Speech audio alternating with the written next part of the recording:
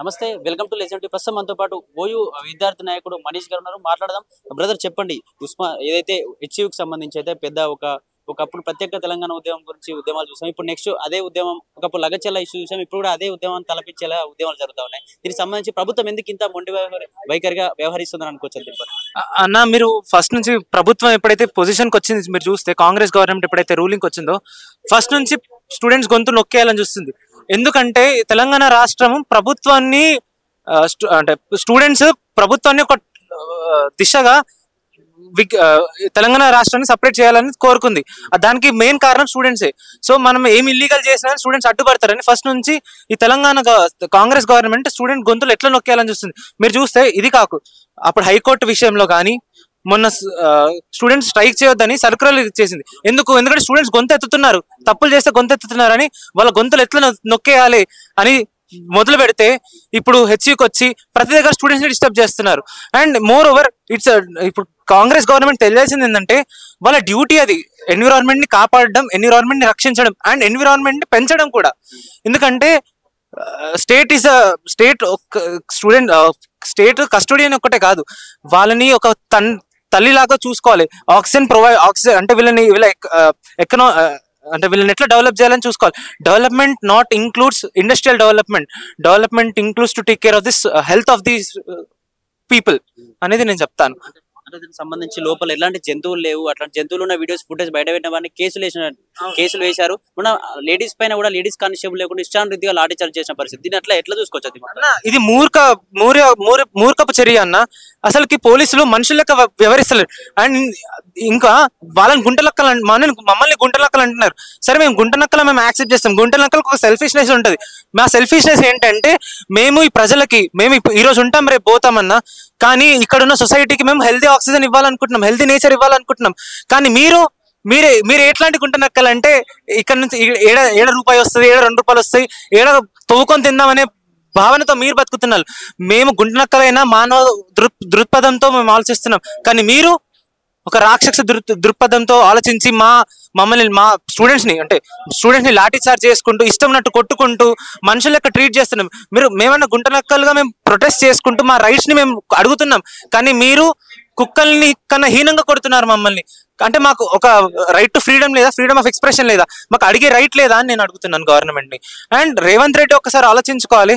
Students ఒక్కసారి తిరగబడితే కేసీఆర్ పాలన ఎట్లా అయిందో మీకు తెలుసు. ఆయన యాక్సెప్ట్ చేసిందే స్టూడెంట్స్ తిరగబడినందుకే మాకు ఈ గవర్నమెంట్ మాకు వచ్చిందని. మరి ఇప్పుడు కూడా స్టూడెంట్స్ తిరగబడితే మీ గవర్నమెంట్ ఏ పాతాల గంగలో కొట్టుకోబోతుందో ఒకసారి మీరు ఆలోచించుకోవాలి. ఏదైతే దీనికి సంబంధించి ఈ రోజు అయితే తీర్పు రానుంది, నిజంగానే మీ తరపున తీర్పు వస్తుందని ఆశిస్తున్నారా అన్న? తీర్పు సత్యమేవ జయతే అని. ఇంకోటి, మేము స్టూడెంట్స్ అంబేద్కర్ రాసిన రాజ్యాంగం పట్టుకొని మేము సైలెంట్ ప్రొటెస్ట్ చేస్తున్నాం. ఇప్పటి వరకు మేము ఎక్కడ ఒక్కసారి మేము హార్ష్ గా తిరిగితే మేము స్టూడెంట్స్ అగేన్స్ట్ ఉంటే పోలీస్ పాపులేషన్ సరిపోదన్న ఈ దేశానికి. ఇంకోటి, మేము ఆ ప్రిన్సిపల్స్ నమ్ముతున్నాం. డైరెక్ట్ ప్రిన్సిపల్స్ ఏదైతే ఎకనామిక్ ని ఎన్విరాన్మెంట్ ని కాపాడాలనుకుంటుందో ఇక్కడ కూడా మేము పోరాడుతుంది ఎకనామిక్ ని కాపాడదామని. ఆ ల్యాండ్ వల్ల మాకు రూపాయి రాదు, ఎవరికి రూపాయి రాదు. ఒక్కటి ఏంటంటే ఈ ప్రజలు బతుకుతారు, ఆ ల్యాండ్ లేకపోతే ప్రజలు బ్రతకరు. ప్రజలు బ్రతుకుతే ఎట్లన్నా అట్లా అంటే వాళ్ళకి లివింగ్ బీయింగ్ అనే ఎక్కడి నుంచి అయినా వస్తుంది. ఫస్ట్ మేము బ్రతకాల్సింది ప్రజలు, అంటే ఆక్సిజన్ ఉంటేనే ప్రజలు బతుకుతారు. సో మేము నిన్న చూసిన ప్రొసీడింగ్స్ అయితే 100% నిన్న స్టే పెట్టింది. ఎందుకంటే ఫుల్ జడ్జ్మెంట్ ఇచ్చే టైం లేక హైకోర్టు స్టే పెట్టింది. కానీ పెట్టినా కానీ ఆ గవర్నమెంట్ చేయాల్సిన కట్టింగ్స్ చేస్తూనే ఉన్నారు. దాన్ని మేము తీవ్రంగా ఖండిస్తున్నాం. హైకోర్టు దృష్టికి కూడా తీసుకెళ్తాం. ఈ రోజు ఆల్రెడీ అడ్వకేట్స్ తో మాట్లాడి తీసుకెళ్తున్నారు కూడా. అండ్ మోర్ ఓవర్ ఈ తీర్పు మాదికి ఎందుకు వస్తుందంటే వాళ్ళు చేసింది ఒక్కటి లీగల్ పని లేదు. లీగల్ పని ఉంటే వీ కెన్ థింక్ మాది ఇక్కడ అంటే ఒక లీగల్ థింగ్ ఉంది, దాని జడ్జ్ అయినా సపోర్ట్. ఒక లీగల్ థింగ్ లేదు, వాళ్ళు ఒక లీగల్ ప్రిన్సిపల్స్ లేదు వాళ్ళు ఫాలో అయ్యింది. స్టూడెంట్స్ ని ఒక ఆడపిల్లని అరెస్ట్ చేయాలంటే లేడీస్ ఉండాలి. అది కూడా ఏ టైం నుంచి ఏ టైం వరకు అరెస్ట్ చేయాలి, ఏ టైం నుంచి ఏ టైం వరకు. మొన్న ఉగాది రోజు అరెస్ట్ చేస్తే 9 గంటల వరకు ఆడవాళ్ళని స్టేషన్, అంత ఇల్లీగల్. ఒక్క రూల్స్ పాటించారు, ఏం పాటించారు. ఇది ప్రజల పాలన ఎలా అవుతుందని నాకు అర్థం అవ్వట్లేదు. చెప్పండి, హెచ్సియూలకు సంబంధించిన భూమి గవర్నమెంట్ భూమి అని చెప్పి గవర్నమెంట్ అంటా ఉంది. మీరేమో మా కాలేజ్ సంబంధించిన భూమి, నిజంగా అడవిని కావాలని నాశనం చేయాలనే ప్రయత్నం జరుగుతూ ఉంది. ఇతర పార్టీలు ప్రలోభం చేస్తా ఉన్నాయి విద్యార్థులు అని చెప్పి రాజకీయ చర్చ నడుస్తుంది. దీన్ని ఎట్లా చూడండి? ఇక్కడ ఆ ఆ భూమి ప్రభుత్వాన్ని అనేసి లైక్ సుప్రీం కోర్టు తీర్పు ఇచ్చింది. లైక్ వాళ్ళు డాక్యుమెంటేషన్ ద్వారా కొట్టేయాలని చేస్తున్నారు. అది అది ఈ నేపథ్యంలో వీళ్ళకి అపోజిట్ గా మాట్లాడే ఎవరినైనా గుంటనక్కలు, అపోజిషన్ పార్టీ, ఫండింగ్ ఉన్న ఆర్గనైజేషన్స్ అని ముద్ర వేయడం చాలా తప్పు. దాని ద్వారా ఏం లాభం వస్తుంది మాకు అర్థం కావట్లేదు. కానీ అక్కడ మనం రోజు రోజు చూస్తున్నాం సామాజిక మాధ్యమాల్లో. అంత హీనంగా ఎవరిని కొడతారా అండి? ఏంటి లాఠీ చార్జ్ ఏంటి, ఆ రోప్ ఏంటి, లాగి కొడుతున్నారు, పట్టుకొని వెళ్తున్నారు విద్యార్థుల్ని. అండ్ ఆల్సో 2 PhD స్కాలర్లు కూడా లైక్ వాళ్ళ మీద కేసులు అంట. ఏం కేసులు అవేంటి? ఏయో ఆర్మర్డ్ వెపన్స్ తీసుకొని వచ్చి వాళ్ళు లైక్ ఉద్యమాల్లో ఉపయోగించి పోలీసులు అంటే లైక్ నియంత్రించేలాగా చేస్తున్నారు అంటున్నారు. అది ఎంత సెన్స్లెస్ థింగ్. అలాంటి లైక్ ఆరోపణలు చేస్తారా ప్రభుత్వ స్థాయిలో ఉన్న వాళ్ళు? అలాగే ఇంకో విషయం ఏంటంటే చాలా మంది రీప్రజెంటేషన్లు ఇస్తున్నారు. రీప్రజెంటేషన్ ఇస్తున్న క్రమంలో కూడా అక్కడ ఉన్న మినిస్టర్లు కూడా లైక్ ఏం సోయ లేకుండా మేము చూసుకుంటాము, మేము డిస్కషన్ చేస్తున్నాం అని చెప్తున్నారు. కానీ హామీ ఇవ్వట్లేదు.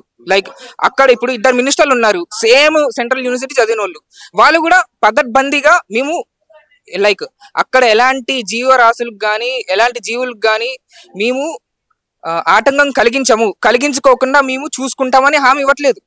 ఆ ల్యాండ్ మాది కదా, మాకు ఇష్టం వచ్చినట్టుగా మేము కట్టుకుపోతాము అనే కోణంలోనే ఆలోచిస్తున్నారు. కానీ మేము దానికి మీరు రీప్రజెంటేషన్ ఇచ్చారు, మేము ఖచ్చితంగా దీన్ని ఫాలో అప్ అవుతామని అస్సలు చిత్తశుద్ధి లేకుండా చేస్తున్నారంట. అంటే చిత్తశుద్ధి లేదు.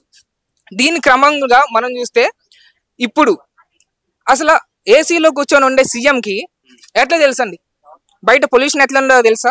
ఒక 5 నిమిషాలు ఏసీ బంద్ చేసుకొని బయట తిరగమని చెప్పండి, సెక్రటరీ ముందు ఆయన ఇంటి ముందు తిరగమని చెప్పు, చెమటలు కక్కుంటారు. బయట ప్రజల పరిస్థితి కూడా అంతే ఉంది.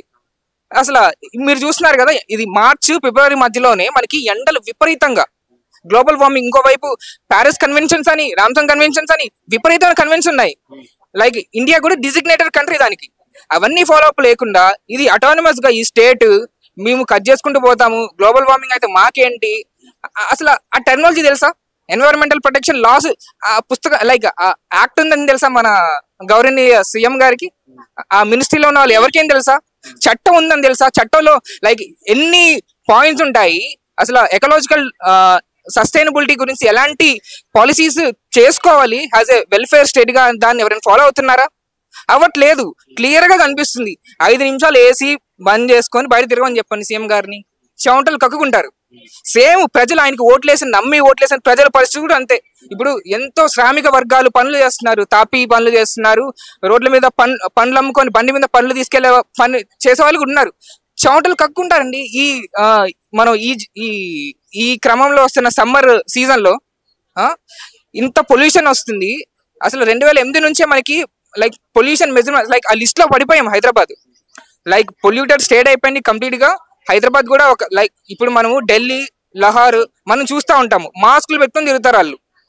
అలాంటి పరిస్థితి రాకూడదంటే ఇప్పుడున్న సివిక్ సొసైటీ చైతన్యం పొందుతున్న, అంటే ఇప్పుడు ఈ సోషల్ మీడియా వల్ల ఎంతో అంత యూత్ కూడా like somehow they are putting efforts to make some cause అనమాట. వాళ్ళు కూడా చైతన్యదారులు అయ్యి ఈ మూమెంట్ ని ఇంకా బాగా పెద్దగా చేస్తే ఎలాంటి వర్డిక్ వచ్చినా, ఇప్పుడు ఇప్పుడే కొద్దిసేపులో మనకి ఒక లైక్ పిటిషన్ మీద వర్డిక్ వస్తుంది, తీర్పు వస్తుంది. ఆ తీర్పులో భూమి ప్రభుత్వానికి చెందకపోయినా చెట్టు మాత్రం కొట్టేయకూడదు.